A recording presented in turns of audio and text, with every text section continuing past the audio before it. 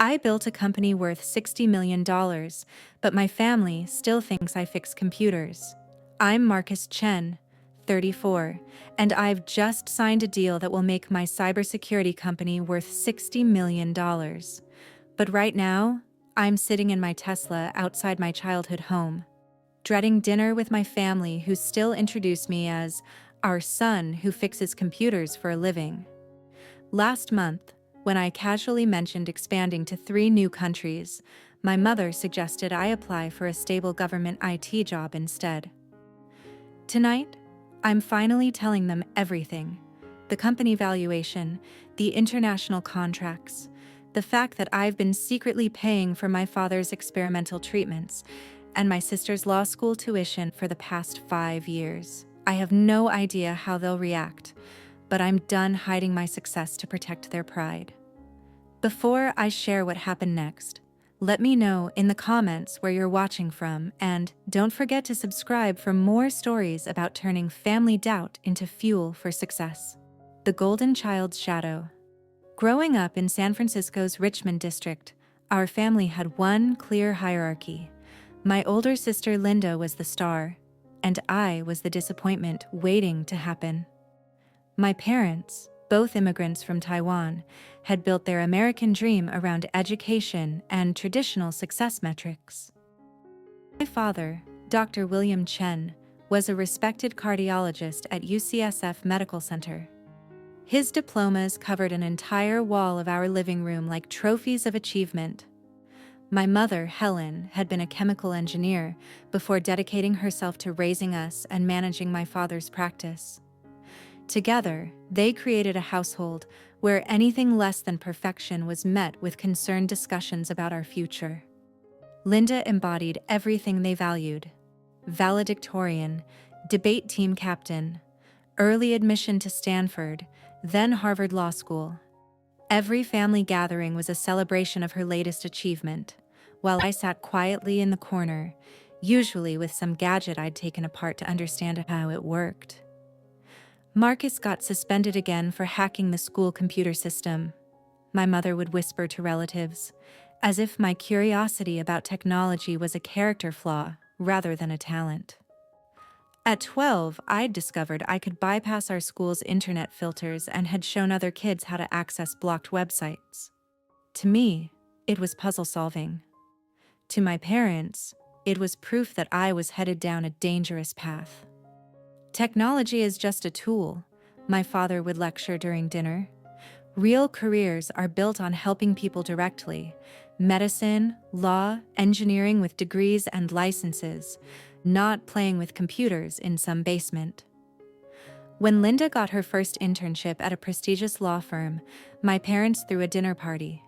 When I built my first website for a local restaurant at age 15 and earned $300, they confiscated the money and grounded me for running a business without understanding the legal implications.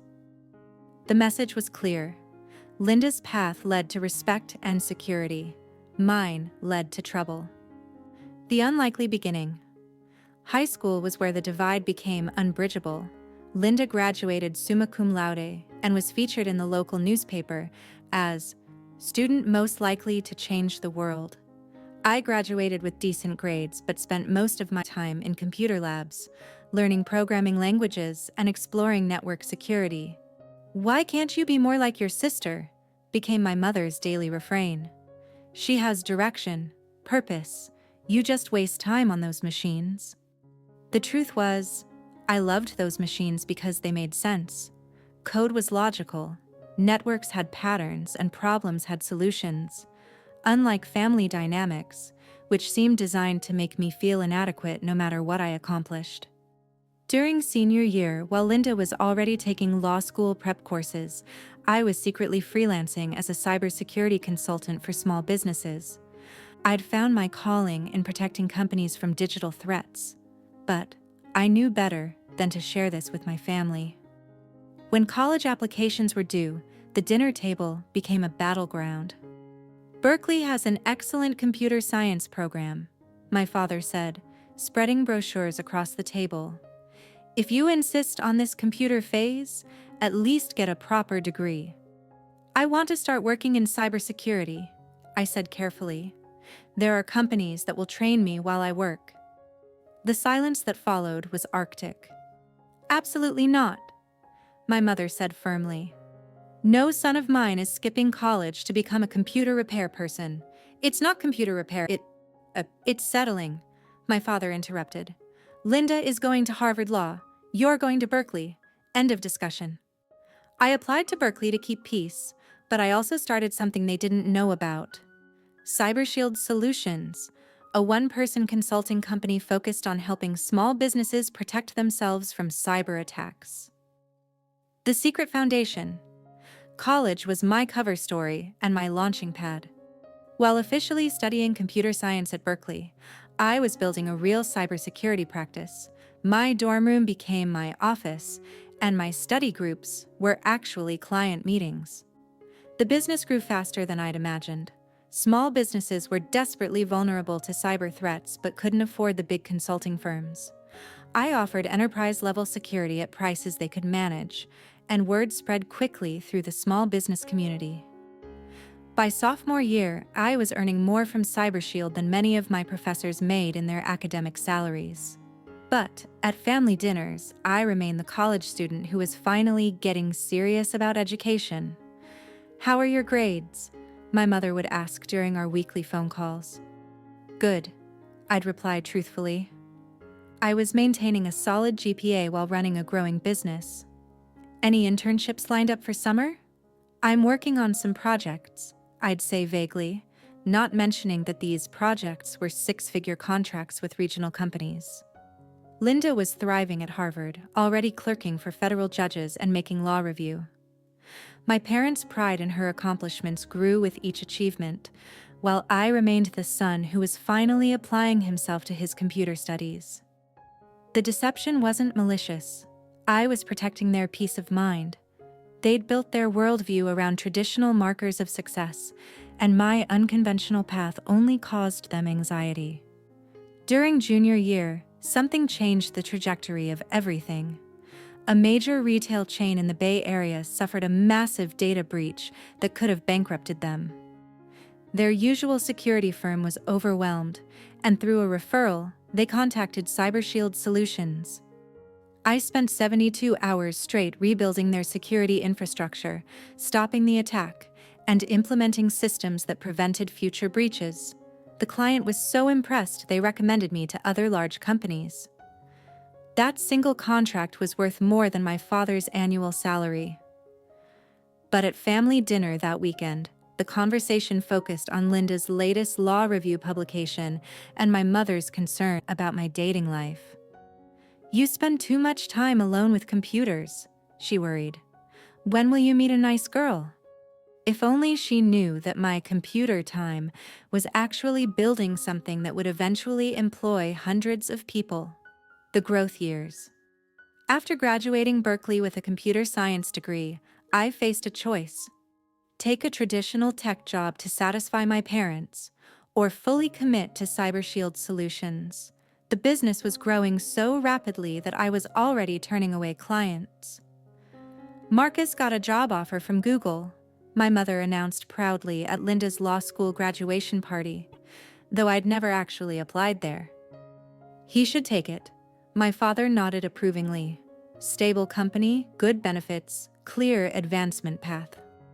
Instead, I rented a small office in Soma and hired my first 3 employees. CyberShield Solutions was becoming a real company, but my family still thought I was doing computer consulting on the side while looking for a real job. The timing was perfect. Cyber attacks were increasing exponentially, but most small and medium businesses had no idea how to protect themselves. We filled that gap, offering comprehensive security services at accessible prices. Within 2 years, we had 25 employees, and were protecting over 200 companies across California. Our reputation for rapid response and innovative solutions spread throughout the business community. But at family gatherings, I was still Marcus who works with computers. During one particularly successful quarter, I decided to test the waters. We'd just signed a contract with a major healthcare network that would bring in $2 million annually. Business is going really well, I mentioned casually during Sunday dinner. We might expand to other states soon. My father barely looked up from his soup. That's nice, dear. Linda, tell us about the federal judge you're clerking for. The conversation immediately shifted to Linda's prestigious clerkship, and my business success became a footnote to her legal achievements. That night, I realized I'd been seeking validation from people who were fundamentally unable to understand what I'd built. Their metrics for success were degrees, titles, and institutional recognition. My company's impact, innovation, and profitability didn't register on their radar. The hidden support. By year 5, CyberShield Solutions was generating substantial revenue, but I maintained the same modest lifestyle I'd had as a college student. I drove a used Honda, lived in a small apartment, and rarely displayed any signs of wealth around my family. This wasn't just about avoiding their skepticism anymore. They were facing their own challenges, and I'd begun quietly helping without their knowledge. My father was diagnosed with a rare heart condition that required experimental treatments not covered by insurance. The bills were overwhelming, but, mysteriously, the hospital began receiving anonymous payments that covered the difference. Linda's law school debt was crushing, but she started receiving scholarship awards from a legal education foundation that I'd established through my attorney. My mother wanted to start a small business importing specialty teas from Taiwan, but lacked startup capital. A small business development grant appeared that covered her initial inventory and setup costs. None of them connected these financial blessings to their son, who fixed computers for a living. The elaborate financial architecture I maintained was exhausting. Separate bank accounts, shell companies, anonymous trusts, all designed to help my family while protecting their pride and my privacy. When my father's treatments were successful and he returned to full health, he attributed it to his excellent insurance and lucky timing with experimental protocols. When Linda graduated law school debt-free thanks to her mysterious scholarships, she celebrated with a party where she thanked everyone except the person who'd actually made it possible. When my mother's tea business flourished with its generous startup grant, she credited her hard work and good fortune. I watched from the sidelines, simultaneously proud of their success and frustrated by their inability to see my role in supporting it. The breaking point. CyberShield Solutions continued its meteoric growth. We expanded to New York, Chicago, and Austin, protecting over 800 companies with a team of 95 employees. Industry publications recognized us as innovators in cybersecurity, and larger companies began approaching us for acquisition. The offer from SecureNet Technologies was staggering: $60 million for a company I'd started in my dorm room. After extensive negotiations and due diligence, I accepted their offer with the condition that I'd remain as CEO and CyberShield would operate as an independent subsidiary. The deal valued my personal stake at $42 million. I was 34 years old and financially independent beyond my wildest dreams. But at family dinner that week, the conversation revolved around Linda's promotion to senior associate at her law firm and my mother's concerns about my dating life. "You're spending too much time working," my mother fretted. "When will you settle down and start a family? Linda's boyfriend is a doctor. Maybe you could meet someone through your computer work." The absurdity of the situation hit me like a physical blow. I'd built a company that protected hundreds of businesses, employed nearly 100 people, and was valued at $60 million. But to my family, I was still the single guy who worked with computers and needed their guidance about life choices. That night, I made a decision that had been building for years. I was going to tell them everything at our next family dinner. The company valuation, the acquisition deal, the years of secret financial support, and, most importantly, that their son, who fixed computers, was actually the CEO of one of the most successful cybersecurity companies on the West Coast. I had no idea how they'd react, but I was done minimizing my achievements to preserve their worldview. the revelation. The following Sunday, I arrived at my parents' house with a folder of documents, business magazine articles featuring CyberShield, the acquisition announcement, and financial records showing the support I'd provided over the years. Dinner proceeded as usual. Linda shared updates about her cases. My father discussed his patients. My mother worried about various family members. When conversation lulled, I took a deep breath. "I have something to share with everyone," I said, placing the folder on the table. "Oh, did you finally get that stable job we discussed?" My mother asked hopefully. "Actually, I sold my company last month for $60 million. The silence was profound. Linda stopped mid-bite. My father's chopsticks froze halfway to his mouth, and my mother stared at me as if I'd spoken in a foreign language. "What are you talking about?" Linda finally asked. I opened the folder and spread the articles across the table. CyberShield Solutions, the company I started in college. We were acquired by SecureNet Technologies. The deal closed last month. My father picked up a Forbes article with my photo on the cover. "This is you?" "Yes, Dad. The computer work you've been dismissing for 15 years? It's a cybersecurity company that protects over 800 businesses. We have 95 employees and offices in 4 cities." My mother was reading the acquisition announcement with growing disbelief. $60 million? My personal stake was $42 million, I said quietly. But that's not all. I pulled out the financial records showing the trust payments, scholarship funds, and medical expense coverage I'd arranged. Dad's heart treatments? That wasn't insurance luck. I covered what insurance wouldn't pay. Linda's law school scholarships? I established that foundation. Mom's business grant? That was me too. The color drained from my father's face as he reviewed the bank statements and trust documents. "You've been paying for our..." He trailed off, unable to finish the sentence. "For 5 years," I confirmed. "Every time you needed help, I provided it anonymously because I knew you wouldn't accept direct assistance from your son who plays with computers." Linda was staring at the magazine articles with an expression I'd never seen before, something between shock and embarrassment. "All this time," she said slowly, "while you were congratulating me on my scholarships and achievements." "I was proud of your achievements," I said honestly, "but I also made sure you had the financial freedom to pursue them without crushing debt." My mother began crying quietly.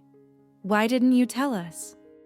"Because every time I tried to explain what I was building, you changed the subject or suggested I get a real job. It was easier to let you think I was struggling with computers than to constantly defend my choices." My father set down the Forbes article and looked at me directly for the first time in years. "You mean you've been successful this entire time?" "More than successful, Dad. I built something that matters. We protect companies from cyber attacks that could destroy their businesses. We've prevented millions of dollars in losses and saved thousands of jobs. And yes, along the way, I became very wealthy." The conversation that followed was unlike any we'd ever had. For the first time, my parents asked detailed questions about my work, my company, and my plans for the future. Linda wanted to understand how I'd managed to support her education while building a business empire. But the most surprising moment came when my father asked, "Why did you sell the company if it was so successful?" "I haven't sold it," I clarified. "I sold a majority stake to a larger company that can help us expand internationally. I'm still CEO, still running day-to-day operations, but now we have the resources to protect businesses in 12 countries." That night, for the first time in my adult life, I felt truly seen by my family. The new dynamic. The weeks following my revelation brought a complete transformation in our family dynamic. My parents, who had spent 15 years worrying about my career prospects, suddenly wanted to understand every aspect of my business. My father, with his medical background, was particularly interested in our healthcare sector clients. "You're protecting patient data from cyber attacks?" he asked during one of our new weekly phone calls. "That's incredibly important work." My mother started introducing me to her friends as my son who runs a cybersecurity company valued at $60 million. The pride in her voice was everything I'd wanted to hear for years. Linda and I developed a genuine friendship for the first time since childhood. Without the competition and hierarchy that had defined our relationship, we could appreciate each other's different paths. I always knew you were smart, she admitted over coffee, but I thought you were wasting your intelligence on computer games. I had no idea you were building something this significant. The most meaningful conversation came with my father during a walk through Golden Gate Park. I owe you an apology, he said quietly. I was so focused on traditional markers of success that I couldn't see what you were actually accomplishing. You found a way to use your talents to help people and build wealth simultaneously. That's more than most people achieve in any field. I just wanted you to be proud of me, I admitted. I was always proud of you, he replied. I just didn't understand how to show it. The future perspective. Today, CyberShield Solutions continues to grow under SecureNet's ownership. We're expanding into Asian markets, developing AI-powered threat detection systems, and building partnerships with government agencies to protect critical infrastructure. But the real victory isn't the business success or financial wealth. It's the family relationship that finally reflects who I actually am, rather than who they thought I should become. My parents now attend our company's annual meetings, ask thoughtful questions about cybersecurity trends, and proudly share our achievements with their friends. Linda refers corporate clients to us when they need security consulting. The hidden financial support is no longer necessary. My parents are financially stable, Linda's legal career is thriving, and my mother's tea business has grown into a profitable venture.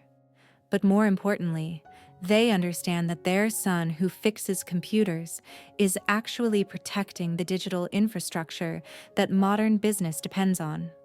Last month, when I was featured on the cover of Entrepreneur magazine as CEO of the Year, my mother framed the article and hung it next to my father's medical degrees.